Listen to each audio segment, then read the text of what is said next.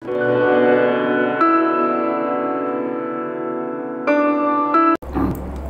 lelaki terbesar dan terbahaya. Assalamualaikum warahmatullahi wabarakatuh. Kembali lagi bersama kami di Sekte Kohwa. Malam hari ini di malam keberapa ini? 25. Malam 25 Ramadan 1443 Hijriah tahun 2022. Ini masih bersama Om Fain, Gus M, Om Muzad, sama saya sendiri ya. Ini sekarang berada di Kabupaten Gresik. Dan malam hari ini kita masih ngobrol dengan hal-hal yang positif lah ya. Tema kita hari ini adalah tentang fitnah terbesar lelaki yang sudah beristri. Ngoten nggih? Biasanya konten ini diawali yang bercerita. Cerita sahabat Nabi. Ya, cerita sahabat Nabi. Jadi mungkin ketika semenjak zaman Nabi itu sudah banyak sekali fitnah-fitnah buat para lelaki, sehingga akhirnya lelaki itu ya gimana ya, kadang tergoda dengan ya begitulah.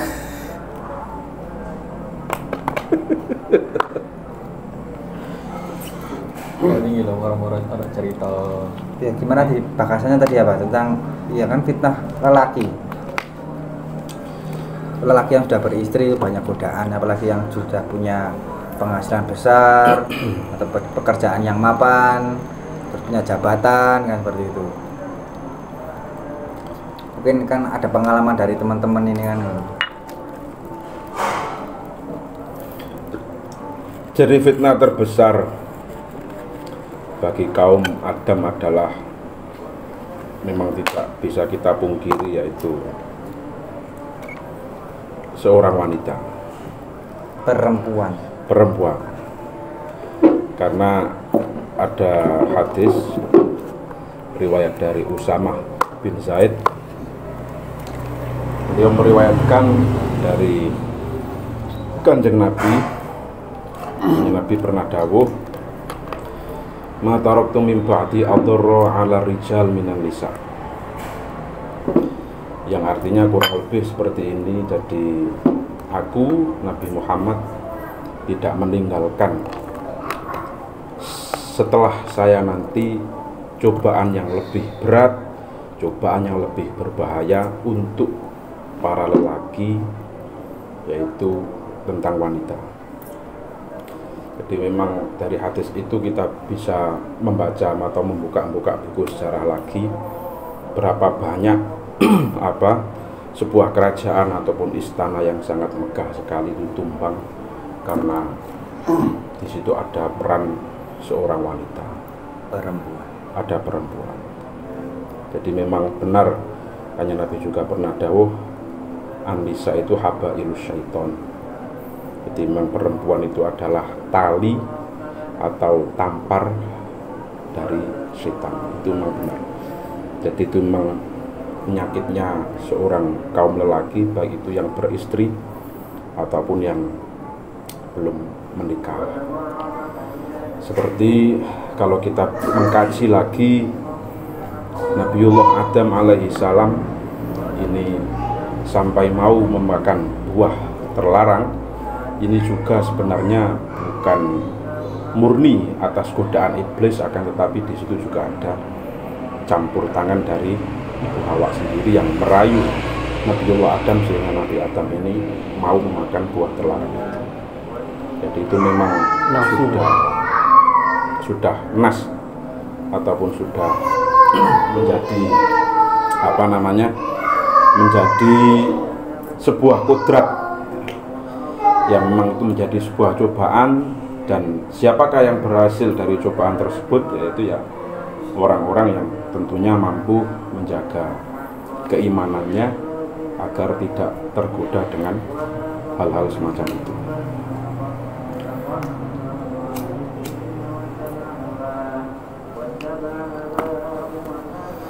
Perempuan itu juga serem ya, serempuan. kalau kita memaknainya dengan baik, dengan positif ya, perempuan itu juga akan bisa membuat seorang lelaki itu menjadi hebat, ya kan? Iya, memang karena gini, perempuan itu termasuk juga bisa menjadi simbol kebaikan. Oleh karena itu ada sebuah ungkapan seperti ini bahwa Anisa'u imadul bilad, perempuan itu adalah tiang bagi sebuah negara ataupun sebuah daerah. Ketika perempuan itu baik, maka negaranya juga akan baik. Ketika perempuannya itu buruk, maka negara itu akan menjadi buruk. Jadi menjadi sebuah tolak ukur, karena memang perempuan itu yang seperti dikatakan tadi al-ummu madrasatun. Jadi ibu adalah pendidikan yang pertama kali, madrasatul ula gitu ya, adalah pendidikan pertama kali. Makanya anak itu yang memang pertama kali yang mendapatkan pendidikan itu ya dari orang tua, orang tua perempuan ya, ibu ya. Konteks perempuan baik itu karena agama atau baik karena manusiawi. Karena gini, tidak semua orang perempuan baik itu, walaupun orang itu tidak beragama, itu pun juga perempuan bisa berbuat baik. Lah, konteks terbaik wanita berbuat baik itu seperti apa? Jadi kalau apakah perempuan baik itu dari agama ataupun dari perangainya sejak ia dilahirkan, yang jelas kalau kita merujuk kepada sebuah hadis bahwa al-insan yuladu alal fitrah, manusia itu dilahirkan yuladu al fitrah, atas dasar kesucian. Jadi tidak ada manusia di bumi ini yang dilahirkan kecuali dia dalam keadaan suci. Nah, kemudian setelah itu tergantung siapa yang mendidik, apakah dia akan dijadikan sebagai seorang Yahudi ataupun Nasrani ataupun orang Islam, itu kan tergantung dia mendapatkan pendidikan itu. Jadi tetap kaitannya juga dengan orang yang mendidik itu tadi. Kalau berbicara tentang agama atau tidak, memang manusia itu sudah dibekali oleh Allah kebaikan sebenarnya sejak dia lahir, karena al-insan yuladu al fitrah, manusia itu dilahirkan atas dasar fitrah, suci dari kesalahan, suci dari dosa dan sebagainya. Nah, selanjutnya ini tergantung dari orang yang mendidik. Artinya berarti kebaikan itu harusnya itu timbul dari manusiawi, dari manusia, ini fitrah. Nah, akan tetapi kalau kemudian kebaikan kemudian menimbulkan suatu faktor dari agama, entah itu ketika kamu berbuat baik kemudian nanti imbalnya surga atau mungkin nikmat-nikmat dari Allah, rezeki dan sebagainya, itu adalah hadiah dari sebuah kebaikan. Hadiah dari sebuah kebaikan.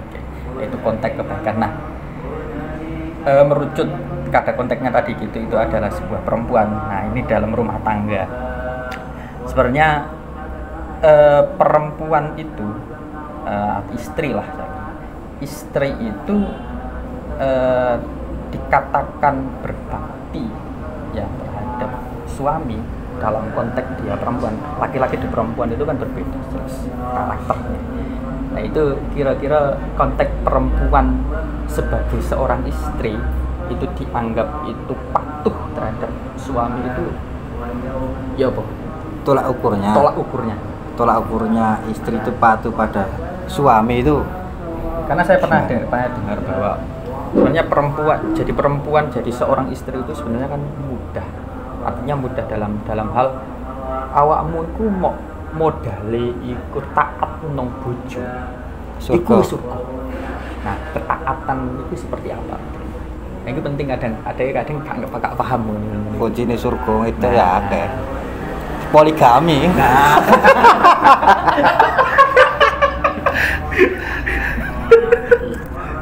merucut.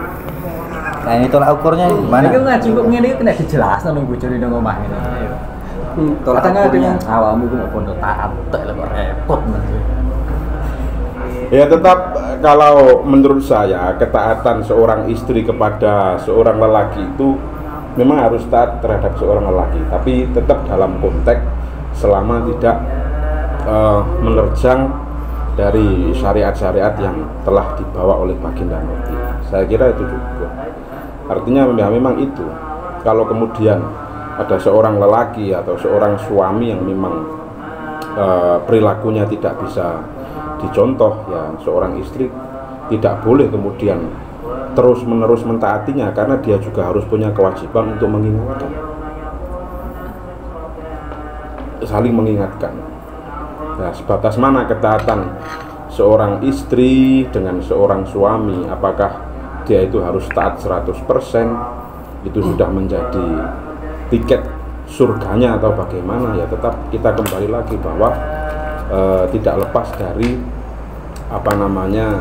aturan-aturan syariat yang sudah dicontohkan oleh baginda Nabi. Tentunya ketika seorang lelaki ini menjadi surga daripada seorang istri, begitu juga seorang lelaki pun tidak bisa kemudian semena-mena memperlakukan istri mentang-mentang surgamu saiki untuk aku, ya tidak bisa kemudian semena-mena, karena Kanjeng Nabi juga dawuh ma akroman nisa illa karim wa ma ahanahunna illa lain. Tidaklah seseorang memuliakan wanita kecuali dia itu menjadi mulia, dan tidaklah seorang itu menghina wanita kecuali dia sendiri akan hina. Berarti ora taat nih mbek suami. Kapan suami nawayo meneh narale. Makanya itu ada indikator ketaatan pemahaman seorang istri dan juga laki-laki terkadang berbeda. Ya, koyok dene ono kasus bahwa itu dhek iku rapi. Tetep ora taat berarti. Dhek iku rapi meneh ya. Ketika ditanya kenapa kamu rapi meneh? Ya karena saya butuh perempuan yang taat. Sedangkan perempuan itu sudah merasa dia itu taat. Nah, ini perlu harus kita pahami bersama. Ketaatan itu konteks laki-laki perempuan saya kira kan sama sih, harusnya sama. Nah, ini perlu ayo di pripun ketaatan itu. Ya sesuai konteks. Itu repot. Iku lah. Sing kudu wayo wis ora taat berarti. Ya sebenarnya gini, seorang istri juga harus memahami bahwa seorang istri itu kalau poligami, seorang istri itu kalau membenci poligami itu dosa, itu sebuah kesalahan, karena memang poligami itu diperbolehkan oleh Allah, dan di Al-Qur'annya juga sudah jelas boleh seorang laki-laki itu menikahi 2, 3 sampai 4. Itu yang harus digarisbawahi. Akan tetapi kalau memang benci, jangan benci poligaminya, tapi bencilah orang yang berpoligami yang tidak bisa adil. Nah, itu adile gua garis bawahi adil. Itu. Kalau benci poligaminya jelas itu termasuk sebuah kesalahan. Karena syariat memperbolehkan. Uang diwajibkan puasa kok benci dengan puasanya. Nah, kan seperti itu, nggak boleh kita. Artinya berarti benci itu sesudah dilakukan. Berarti nggak boleh benci itu sebelum dilakukan. Iya, tapi kan ada indikatornya. Tentunya suami istri itu kan yang paling tahu watak daripada keduanya. Sehingga kalau seorang suami ini ada indikasi untuk poligami dan dia sudah teridentifikasi tidak bisa adil, maka itu ya juga harus ada larangan tersendiri.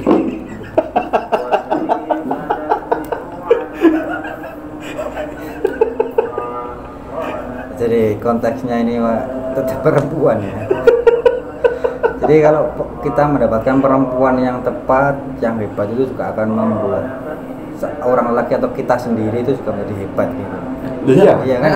Betul itu. Tapi kalau kita ini mendapatkan pasangan atau perempuan yang ya bisa dikatakan kurang tepat, ya akhirnya walaupun lelaki sehebat apapun lelaki itu pun ya akan menjadi kecil kerdil, ibaratnya apa ya,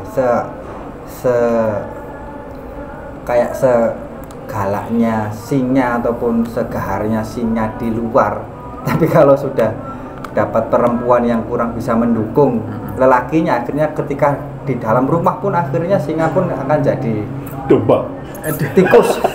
Tapi mau ketepatan itu kan subjektivitas sih. Artinya seorang itu punya nilai ketepatan sendiri. Nah, ono sing koyo ngene, aku tak golek wong wedok iku sing ya ora pinter nemen-nemen. Kadang cek ini apa? Cek mlebu surgane gampang. Artinya karena wedok iki akhirnya cerewet. Cerewet akhirnya wong lanang dadi sabar. Ada sabar mlebu gampang. Ono sing ngomong iku golek sing lebih kompleksitas. Wah, golek sing pinter. Ngoten akhirnya apa? Gak ono cerewet-cerewete ya. Tapi cerewetnya kalau yang positif kan nggak apa-apa. Kalau cerewetnya yang positif ya bagus. Jadi gini, yang penting gini, apapun yang kita lakukan kepada istri kita, baik itu menceraikan ataupun kita berpoligami misalnya, yang penting niatnya satu, saya menceraikan ini karena Allah, saya berpoligami juga karena Allah. Yang penting itu, jangan kemudian kita menceraikan karena itu adalah didasari oleh hawa nafsu kita. Jangan pula kita berpoligami karena didasari oleh nafsu kita.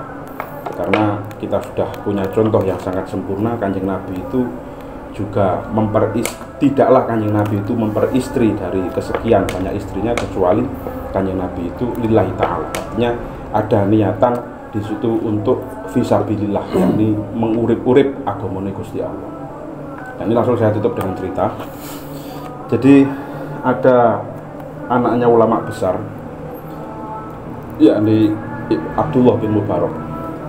Abdullah bin Mubarak ini adalah seorang wali besar yang terkenal dengan Ibnu Mubarak kalau di kitab-kitab itu. Jadi Abdullah bin Mubarak ini pernah punya istri. Nanti ini ada sambungannya dengan apa yang saya ungkapkan tadi, bahwa apapun yang kita lakukan tentang istri kita itu harus sejalan dengan lillahi ta'ala. Jadi Abdullah bin Mubarak ini pernah mempunyai seorang istri. Abdullah bin Mubarak ini adalah juga seorang ulama yang besar, bahkan beliau adalah termasuk walinya Allah. Ini suatu ketika punya kedatangan tamu. Kedatangan tamu tentunya juga dari kalangan ulama. Kemudian Abdullah bin Mubarak ini tidak punya apa-apa untuk disuguhan kepada tamu kecuali hanya satu kuda. Jadi dekne iku orang duwe suguhan apa-apa kecuali ono jaran sitok ndek kandang. Jarane iku pun sebenarnya sangat dibutuhkan oleh Abdullah bin Mubarak, dibutuhkan untuk riwariwi, untuk berperang pada zaman itu ya. Kemudian akhirnya karena hormat kepada tamu, kuda satu-satunya itu disembelih untuk menjamu tamunya itu tadi. Setelah itu konangan bojone delokno Abdullah bin Mubarak. Lah ya mas, sampean ndek donya iki ora tinggalan apa-apa, mung duwe jaran sitok iki tok. Kok iso jaran sitok iki sing termasuk bondone sampean ya kebutuhane sampean, kok sampean suguhna tamune sampean. Seketika itu juga Abdullah bin Mubarak langsung lari ke kamar, mengambil uang senilai dengan dulu dia memahari wanita tersebut, dikembalikan. Ya, pakai duit iki mahar sing biyen tak nggo mas kawin awakmu, saiki dina iki juga kon tak pegat. Wanita yang tidak bisa menghormati tamu itu tidak layak bersama saya. Itu kan? Akhirnya wanita itu singkat cerita sudah dicerai. Suatu hari, hari berikutnya ini ada masyarakat, salah satu dari masyarakat iki sambat nongone Abdullah bin Mubarak, dia itu punya seorang istri. Dia itu punya seorang putri yang masih muda, cantik. Lah, putrinya itu kepaten ibuke. Ibuke meninggal dan dia sangat depresi dengan kepergian ibunya, sampai beberapa pakaiannya itu disuwek-suwek mergo apa jenenge? Gelo. Karena kecewa ya. Karena kecewa, depresi dengan kepergian ibunya. Namun wanita ini sangat mengidolakan terhadap Abdullah bin Mubarak. sangat mengidolakan karena Abdullah bin Mubarak itu sudah menjadi kiai ulama yang terkenal. Dan dia kepingin sekali menghadiri majelis taklimnya Abdullah bin Mubarak, namun belum kesampaian. Lah, pada suatu kesempatan orang tuanya wanita tadi itu sowan kepada Abdullah bin Mubarak, menceritakan tentang kondisinya anak tersebut. Anaknya itu diceritakan.